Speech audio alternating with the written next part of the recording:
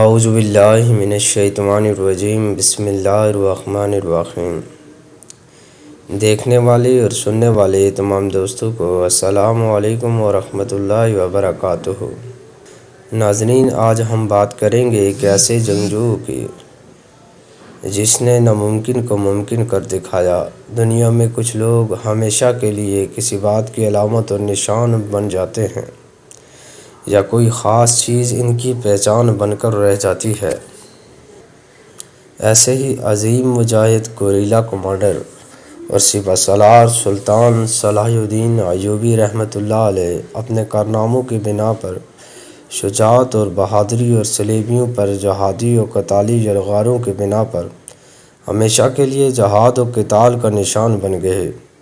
اب جب بھی کہیں دلاوری و بہادری، شجاعت اور صلیبیوں کو نکیل ڈالنے کی بات کی جاتی ہے تو فوراً سلطان صلاح الدین کا خیال ذہن میں آتا ہے، جن لوگوں سے مستقبل میں اللہ کریم نے کوئی بڑا اور عظیم کام لینا ہوتا ہے،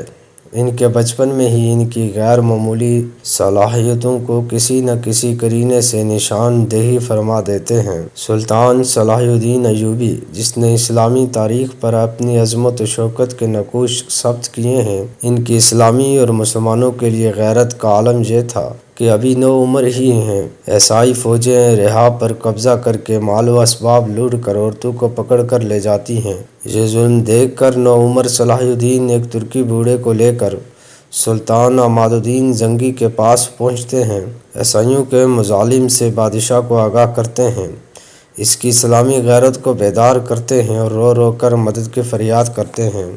نیک دل بادشاہ کو ان حالات کا علم ہوتا ہے تو وہ تمام فوجیں جمع کرتا ہے، انہیں رہا کے حالات سناتا ہے اور جہاد پر ابھارتا ہے، اور اعلان کرتا ہے کہ کل صبح میری تلوار رہا کے قلعے پر لہرائے گی، تم میں سے کون میرا ساتھ دے گا؟ یہ اعلان سن کر تمام فوجیں حیران رہ جاتی ہیں، اور راتوں رات وہاں کیسے پہنچا جا سکتا ہے؟ یہ تو کسی طرح ممکن نہیں۔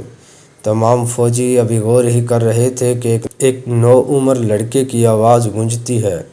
ہم بادشاہ کا ساتھ دیں گے۔ لوگوں نے سر اٹھا کر دیکھا تو ایک نو عمر لڑکا کھڑا تھا۔ بعضوں نے فقرے چست کیے کہ جاؤ میاں کھیلو کودو، یہ جنگ ہے، بچوں کا کھیل نہیں۔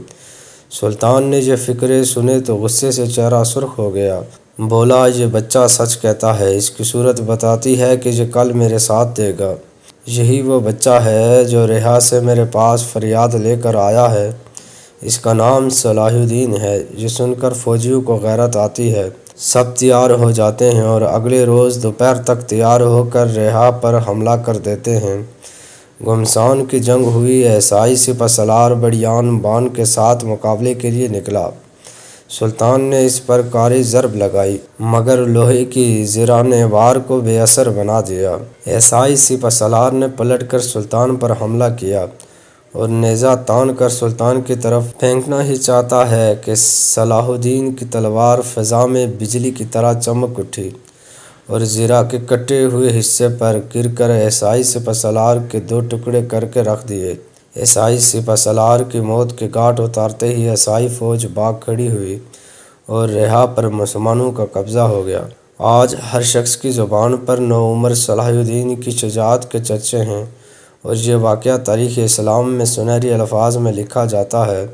جوان ہو کر یہی صلاح الدین مشرق کا وہ سپہ سالار اور جنرل بنا کہ جس کی تلوار ہمیشہ صلیبیوں پر قہر الہی بن کر برستی رہی۔ سلطان کی زندگی کے آخری 6 سال اس کی زندگی کے سب سے قیمتی اور یادگار ایام ہیں، جن میں اس نے مسلسل صلیبیوں سے معرکے کرتے ہوئے، جہاد و قتال کے میدان گرم کرتے ہوئے، صلیبیوں کو ہر طرف سے گھیر گھیر کر ان کا شکار کرتے ہوئے، بیت المقدس کو ان کے ناپاک عزائم سے بچانے کے لیے، اللہ کے اس بابرکت گھر کی عزت و ناموس کی رکھوالی کے لیے دن رات اپنی جان ہتھیلی پر لیے، شمشیروں کی چھاؤں میں، تیروں کی بارش میں اللہ کے باغیوں، کافروں، ظالموں کی گردنیں اڑاتے ہوئے مسجد اقصیٰ کو ناپاک صلیبیوں کے قبضے سے آزاد کروا لیا۔ عظیم مجاہد سلطان صلاح الدین ایوبی کی زندگی کے آخری سالوں کی یہ جہادی لمحات ہمیں یہ دعوت دے رہے ہیں کہ تم میں کوئی ایسا دلاور ہے جو میدان میں آ کر ان صلیب کے پجاریوں کا مقابلہ کرے۔ آج جب امت مسلمہ صلیبیوں کے گیروں، ان کے مکرو چالوں اور فریبانہ سازشوں کے جال میں پھنس کر لہو لہان ہے۔ آج فلسطین، کشمیر، جنت نظیر کے لوگ کٹے پھٹے، خون آلودہ بارود کی بو میں رچے بسے رو رو کر یہ فریاد کر رہے ہیں کہ نام نہاد مذہب یورپی درندوں اور ان کے پیروکاروں نے ہمیں چیر پھاڑ کر رکھ دیا، ہمیں گھر سے بے گھر، وطن سے بے وطن کر دیا، ہمارا یہ حال کر دیا کہ ہم جائیں تو کس کے پاس شکایت لے کر جائیں، کس کے پاس فریادی بن کر جائیں، ہم کس کو اپنا دکھڑا سنائیں کہ کون ہمارے دکھوں کا مداوع کر سکے۔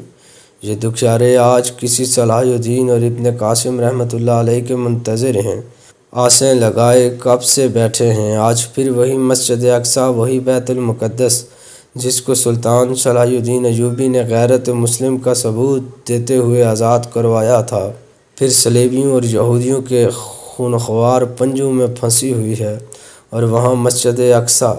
سسکتی ہوئی، بلکتی ہوئی آہیں اور سسکیاں برتی ہوئی ہم سے جو فریاد کر رہی ہے، ہم سے کہہ رہی ہے کہ میں اللہ کا گھر مسجد اقصیٰ ہوں، میں تمہارا قبلہ اول ہوں، میں نبی آخر الزماں حضرت محمد صلی اللہ علیہ وسلم کے سجدوں کی امین ہوں۔ اے غیرتوں،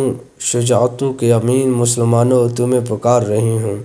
میرا جسم زخموں سے چور چور ہو چکا ہے، لہو لہان اور ویران ہو چکا ہے۔ اے آخری نبی محمد صلی اللہ علیہ وسلم کے کلمہ پڑھنے والوں امتیوں، تم میری چیخوں کو سن بھی رہے ہو، پھر بھی میری مدد کے لیے نہیں آ رہے۔ کیا ہو گیا ہے تمہیں؟ کب آ کر میرے زخموں پر مرہم رکھو گے؟ ان حالات میں کیا ہم میں کوئی ایسا ہے جو صلاح الدین بن کر دنیا بھر کے صلیبیوں کو منہ توڑ جواب دے کر